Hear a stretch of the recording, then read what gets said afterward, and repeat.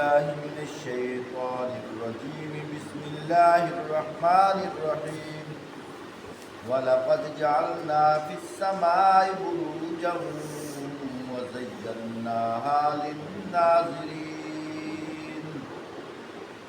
اور یہ ہماری کار فرمائی ہے کہ آسمان میں ہم نے بہت سے مضبوط قلعے بنائے، ان کو دیکھنے والوں کے لیے ستاروں سے آراستہ کر دیا۔ وَحَفِظْنَاهَا كُلِّ شَيْطَانٍ رَجِيمٍ وَحَفِظْنَاهَا مِنْ كُلِّ شَيْطَانٍ رَجِيمٍ اور ہر شیطان مردود سے ان کو محفوظ کر دیا۔ إِلَّا مَنِ اسْتَرَقَ السَّمْعَ فَأَتْبَعَهُ شِهَابٌ مُّبِينٌ، کوئی شیطان ان میں سے راہ نہیں پا سکتا مگر یہ کہ کچھ سن گن لے۔ وَالْأَرْضَ مَدَدْنَاهَا وَأَلْقَيْنَا فِيهَا رَوَاسِيَ وَأَنبَتْنَا فِيهَا مِنْ كُلِّ شَيْءٍ مَّوْزُونٍ، اور جب وہ سن گن لے سننے کی کوشش کرتا ہے تو ایک شعلہ روشن اس کا پیچھا کرتا ہے۔ ہم نے زمین کو پھیلایا، اس میں پہاڑ جمائے، اس میں ہر قسم کی نباتات ٹھیک ٹھیک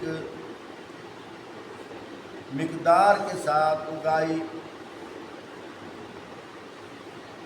وَجَعَلْنَا لَكُمْ فِيهَا مَعَائِشَ وَمَن لَّسْتُمْ لَهُ بِرَازِقِينَ، ہم نے زمین کے پھیلایا، اس میں پہاڑ جمائے، اس میں ہر قسم کے نباتات ٹھیک ٹھیک اوپر نیچے کی مقدار اگائی۔ وَإِن مِّن شَيْءٍ إِلَّا عِندَنَا خَزَائِنُهُ وَمَا نُنَزِّلُهُ إِلَّا بِقَدَرٍ معلوم، اور اس میں معیشت کے اسباب مہیا کی تمہارے لیے بھی اور ان بہت سی مخلوقات کے لیے جن کے رازق تم نہیں ہو۔ محترم سامعین، قرآن پاک کی ان آیات کے اندر اللہ پاک نے کیا فرمایا؟ فرمایا کہ ہم نے آسمان برج بنائے اور مزین کیا ہے دیکھنے والوں کے لیے۔ یہاں اللہ پاک ستاروں اور آسمان کے متعلق ارشاد فرما رہے ہیں اور فرمایا کہ یہ جو تمہیں آسمان نظر آتا ہے، پہلی تو بات یہ ہے کہ یہ آسمان نیلا رنگ جو نظر آتا ہے یہ نہیں ہے، آسمان تو بہت بہت اونچا ہے۔ پھر اس کے بعد کیا فرمایا کہ یہ جو تمہیں نظر آ رہا ہے، اللہ اکبر، یہ جو تمہیں نظر آ رہا ہے، فرمایا کہ یہ دروازے ہیں۔ قرآن پاک کے اندر ایک اور جگہ ارشاد فرمایا وَفُتِحَتِ السَّمَاءُ فَكَانَتْ أَبْوَابًا، فرمایا آسمان کھول دیا جائے گا، ہو جائیں گے دروازہ دروازہ۔ یہ قیامت کا ذکر کیا جا رہا ہے۔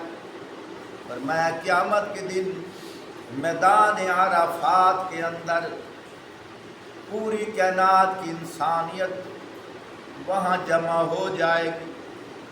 یہاں ایک بات بڑی قابل غور ہے، اللہ کی شان ہے، اللہ پاک اپنی قدرت کی نشانی دکھا رہے ہیں۔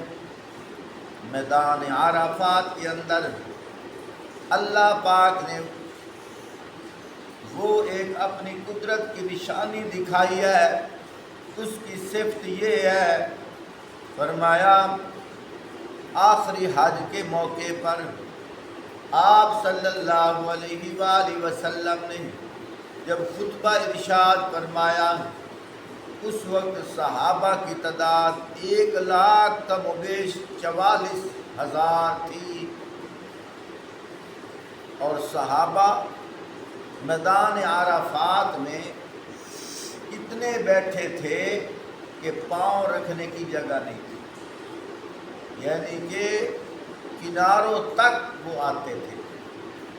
لیکن اللہ کی شان، اب 25 لاکھ 30 لاکھ انسان میدان عرفات میں جمع ہوتے ہیں۔ جو حج کرنے کے لیے جاتا ہے اس کو وقوف عرفات، یعنی حج والے دن عرفات کے میدان میں حاضری دینا پڑتی ہے، اگر حاضری نہ دے اس کا حج نہیں ہوتا۔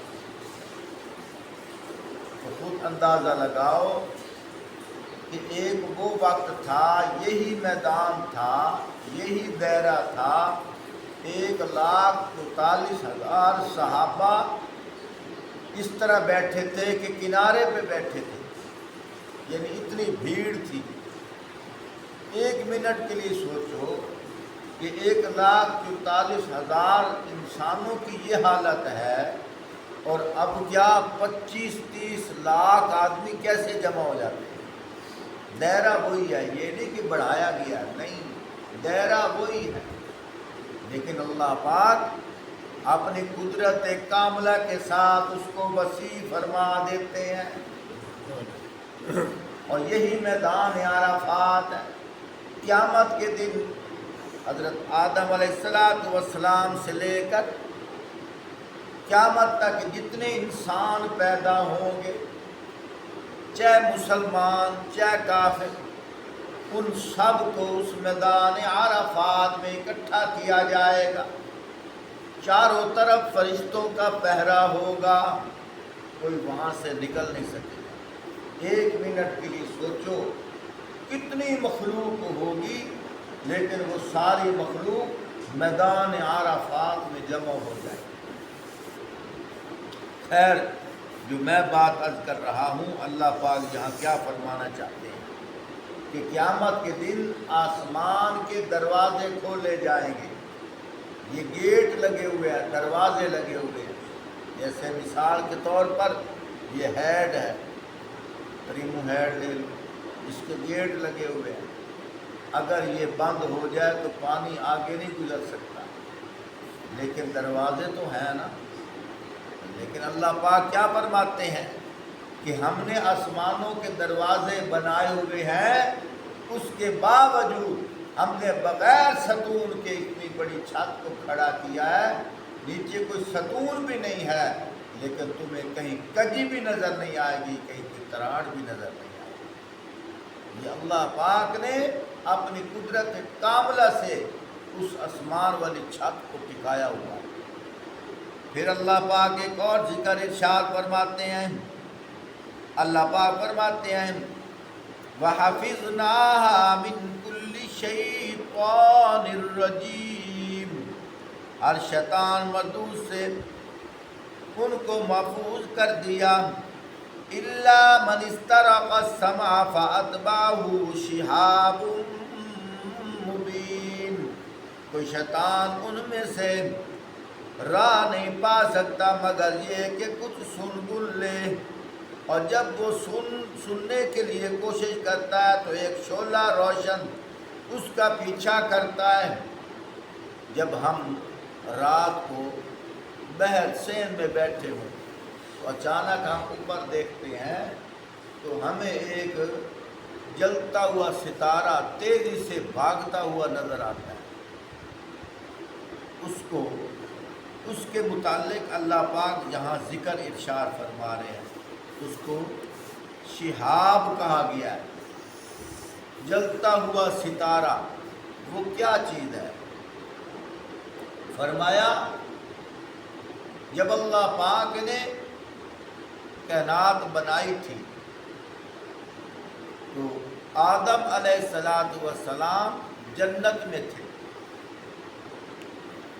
اللہ کی قدرت آدم علیہ السلام کی پیدائش سے پہلے فرشتے اور جنات، یعنی یہ شیطان، یہ آسمانوں پہ رہتے تھے۔ اللہ پاک نے ان سے فرمایا کہ میں اپنا ایک خلیفہ بنانا چاہتا ہوں، نائب بنانا چاہتا ہوں۔ جب اللہ پاک نے بنایا، اللہ پاک نے فرمایا اسجدوا لآدم، آدم کو سجدہ کرو، فسجدوا الا ابلیس، سارے فرشتوں نے سجدہ کیا مگر ابلیس نے سجدہ نہ کیا۔ اس کا مطلب یہ ہے ابلیس پہلے کہاں رہتا تھا؟ اوپر آسمانوں میں۔ اللہ نے اس کو بھی قرب دیا ہوا تھا، لیکن جب ابا واستکبر وکان من الکافرین، اس نے تکبر کیا اور انکار کرنے والوں میں سے ہوا، اللہ پاک نے اس کو وہاں سے نکال دیا، یہ نیچے زمین پہ آ گیا۔ آدم علیہ السلام کو اللہ پاک نے فرمایا یا آدم اسکن انت وزوجک الجنہ، اے آدم تو اور تیری بیوی تم دونوں یہاں جنت میں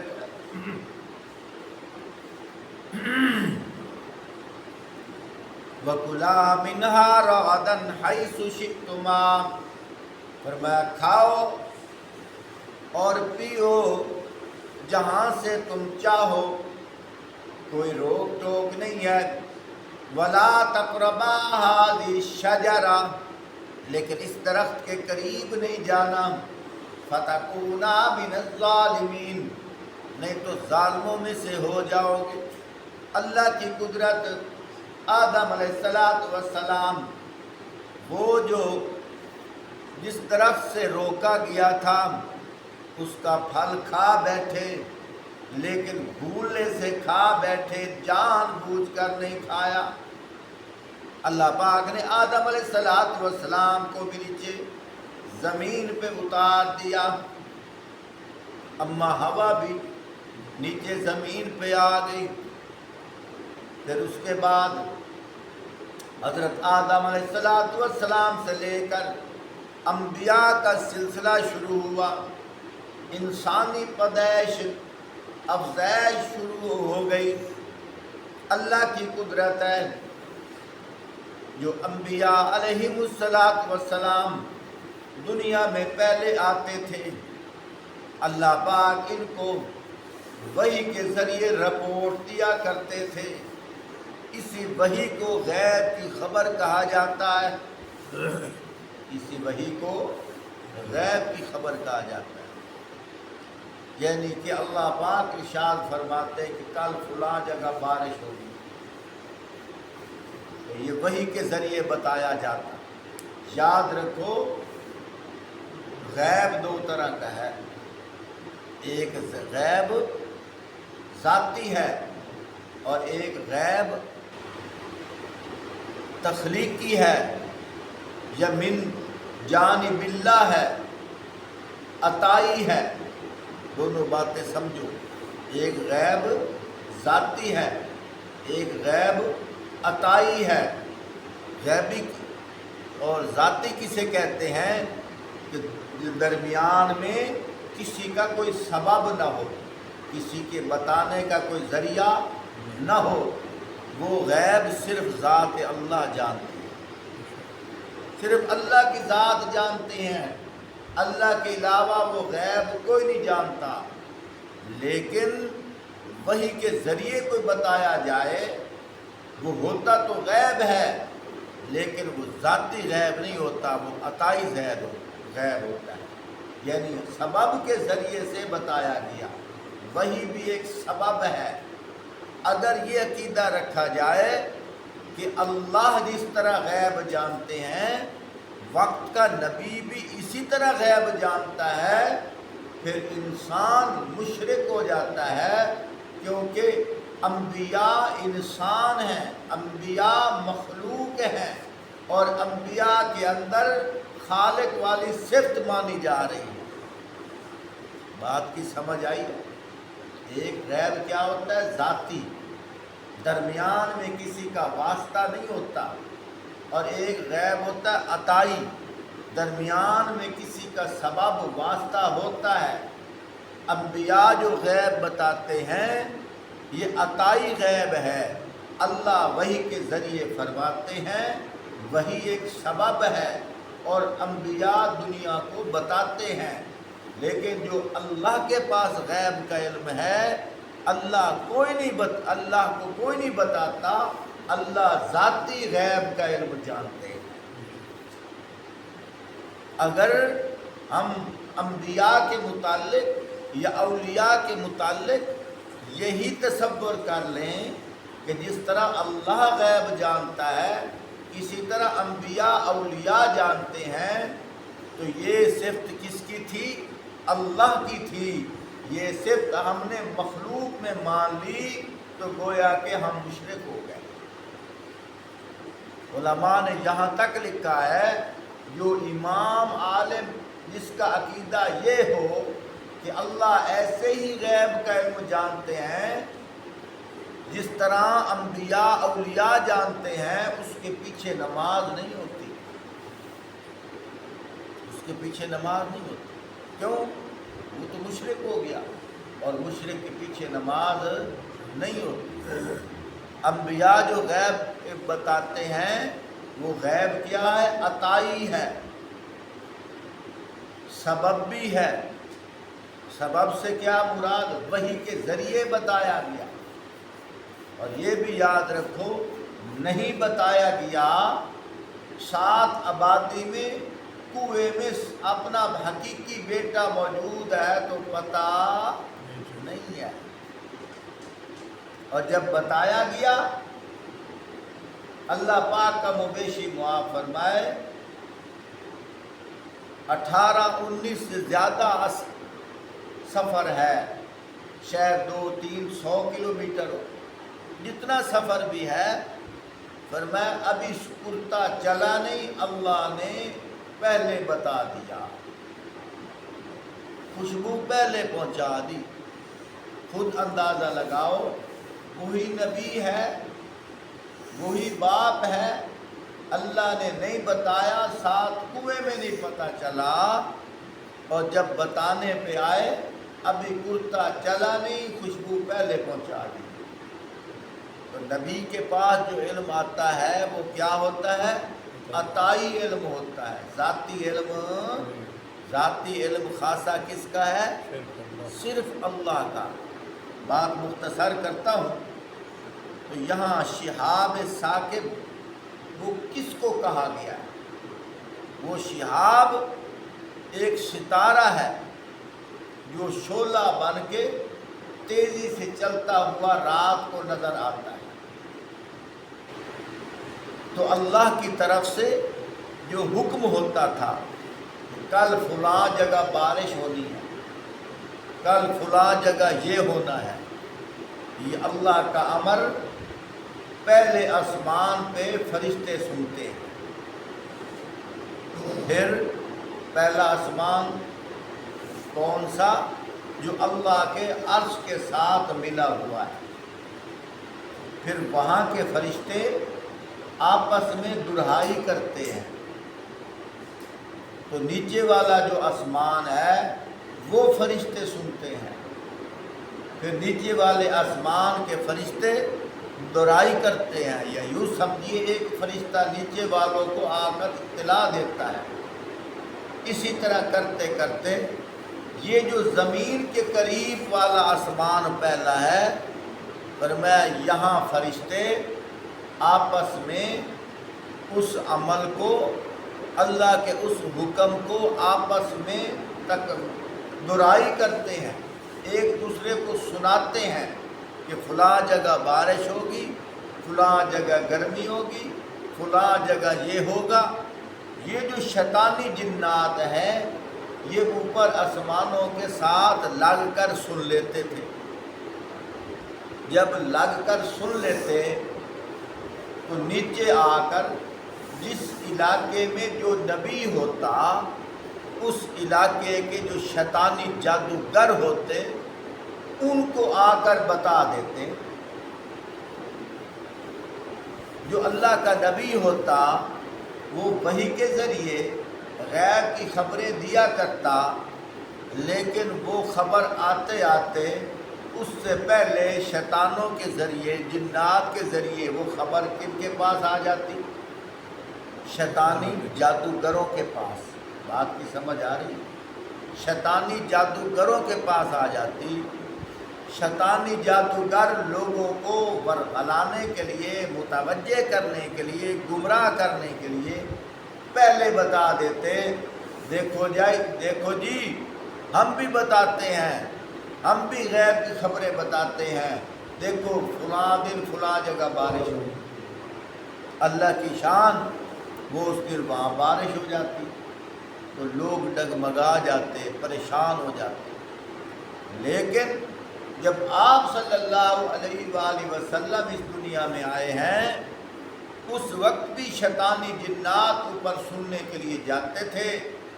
اللہ پاک نے آپ صلی اللہ علیہ وآلہ وسلم کی رحمت کی وجہ سے فرمایا جب اب سننے کے لیے جاتے ہیں تو وہاں اللہ پاک نے ستاروں کو لگا دیا ہے، جو شعلہ بن کر جو شیطانی جن سننے کے لیے جائے وہ اس کے پیچھے لگ جاتا ہے تاکہ وہ سن نہ سکے۔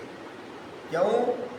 وہ اگر آپ صلی اللہ علیہ وآلہ وسلم کے زمانے میں بھی سنتے، نیچے زمین پہ آ کر شیطانی جادوگروں کو بتاتے، تو آپ صلی اللہ علیہ وآلہ وسلم کو تکلیف ہوتی۔